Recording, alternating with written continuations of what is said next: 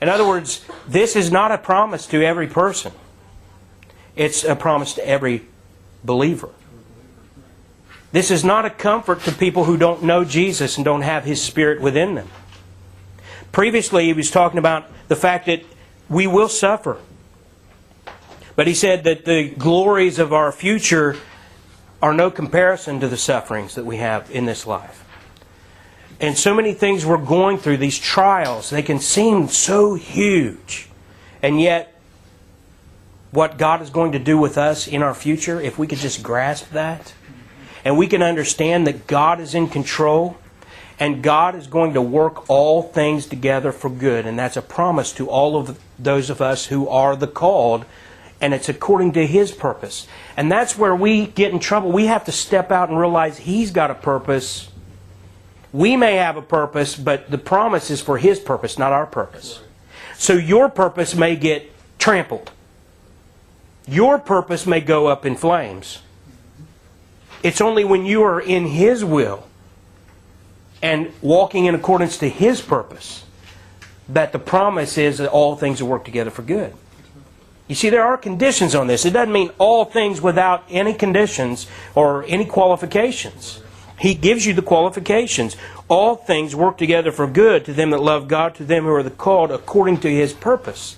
So what He'll do with you, if you're not walking in His purpose and not walking according to His will, He'll smack you in the back of the head, wake you up, make something blow up, whatever it takes, and then move you and get you where you ought to be.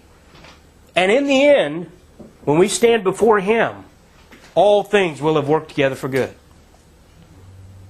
And that's a promise. Real quick, I want to show you something that I found very interesting, 1 Samuel 23.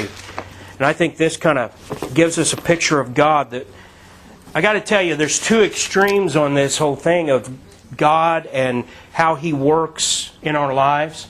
On the one extreme are the Calvinists.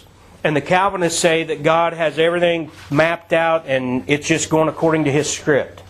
And He's called certain people to be saved and go to heaven, and He's damned the rest.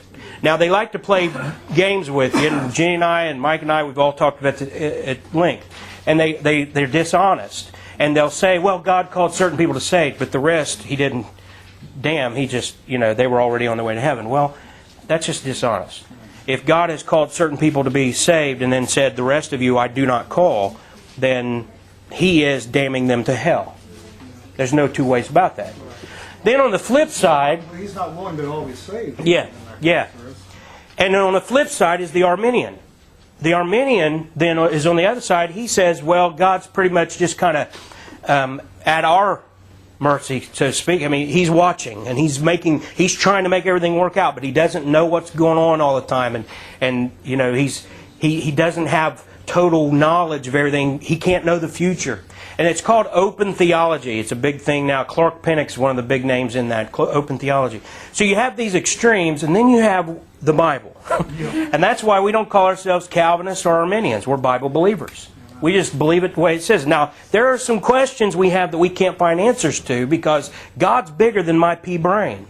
I'm never going to figure Him out completely. But I know what He says, and I know what the Bible says about Him. And here in 1 Samuel 23, here is David, and David's on the run from Saul. And David inquires of the Lord.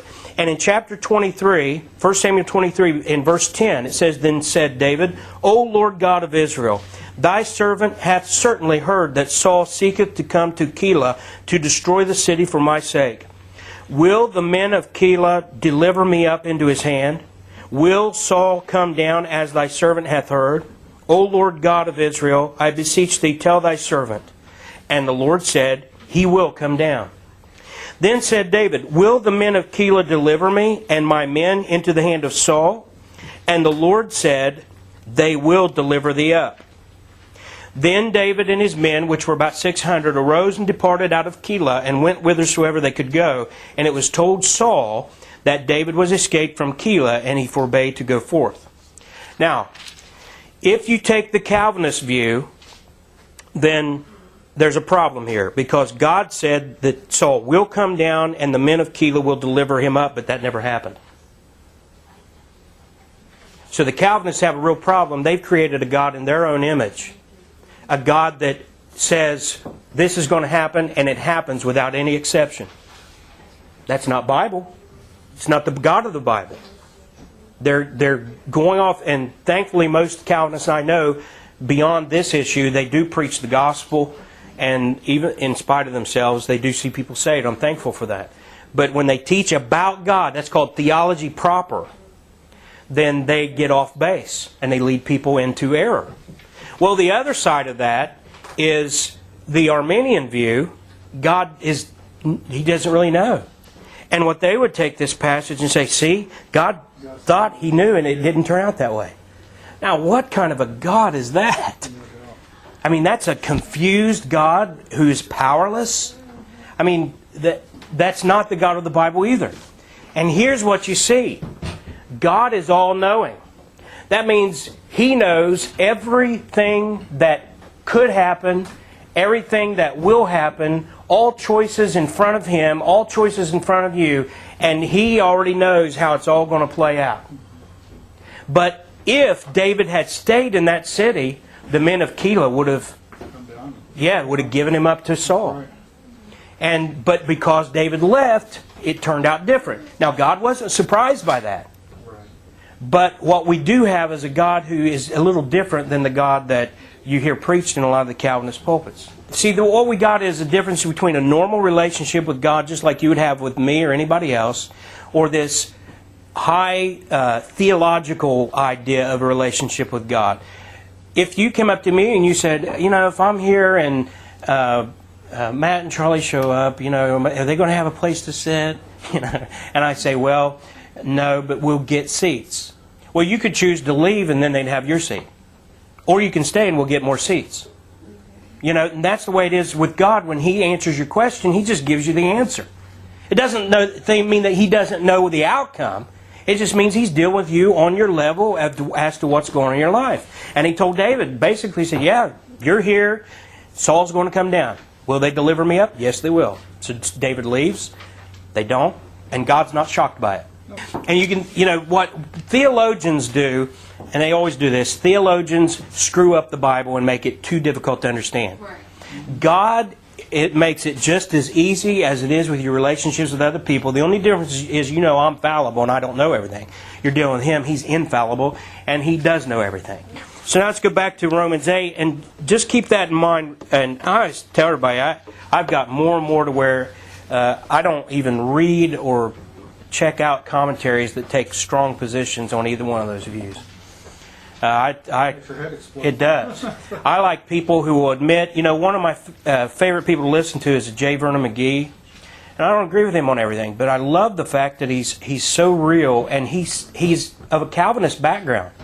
But he'll tell you all the time, he says, now my Calvinist friends think they've got this all figured out. He says, they don't know anything. But then there's people who are called Arminian who really aren't. But we've talked about Chuck Smith. We've talked, Dave Hunt. They call him an Arminian. He's not really. Peter Ruckman, they call an Arminian. He's not. These guys are all guys that fit in that middle on these issues. When they talk about God, they talk about Him the way the Bible does. Not the way Augustine did and Calvin plagiarized, and not the way, by the way, if you ever look it up, Jacob Arminius, who the Armenians call themselves after his name, he didn't teach what they even teach. If you go back and read Arminius, he didn't teach the things that Armenians teach today. But because they were on the opposite side of Calvin, like Arminius was, then they all took that label. That's a long story, and it trust me, way too much ink and air has been spent on that issue over the years. But we just want to stick to the Bible.